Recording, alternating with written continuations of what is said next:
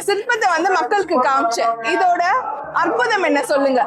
இந்த காலத்துல பாருங்க, சிற்பத்துல ஒரே சிற்பத்துல ரெண்டு உருவம். ஆமா, ஏனையா தெரியுது. ஆமா, யானை பாருங்க கை வச்சு.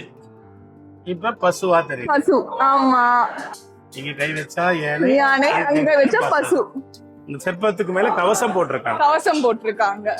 இந்த காலத்து கட்டடக்கலை நிபுணர்களுடைய ஒரு அவங்களுடைய ஸ்பெஷல் அவங்க செஞ்சது. இப்ப நம்ம வந்து உள்ள வந்தோடனே ஒரு சிவப்பான விநாயகரை பார்த்தோம்.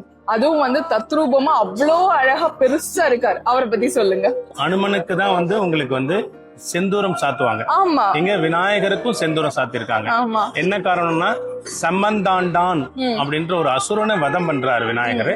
அந்த அசுரனை வதம் பண்ணும் போது அவனுடைய ஒவ்வொரு துளி ரத்தமும் ஒவ்வொரு அசுரனா உருவாகிறான். அதனால ரத்தத்தை கீழே விட்டாதானே அவன் அசுரனா உருவாகிறான். அதனால தன் ரத்தத்தை தன் மேனில பூசிக்கிறார். அதனால சிகப்பா இருக்கணும்ன்றதுக்காக செந்தூரம் சாத்துறாங்க. அந்த அசுரனுடைய பேராலே சம்பந்த விநாயகர்னு அழைக்கிறாங்க அவரை. இந்த விநாயகர் எப்படி முருகருக்கு எப்படி 6 படை வீடு இருக்கோ அந்த மாதிரி விநாயகருக்கும் 6 படை இருக்கு. இது முதல் படை திருவண்ணாமலையில இருக்கு சம்பந்த விநாயகர். 2வது திருமுதுகுன்றம் பழமலைநாதர் கோயிலில் உள்ள ஆழத்து பிள்ளையார். திருக்கடவூர் கல்லவராய பிள்ளையார் 3வதா. ஆமா.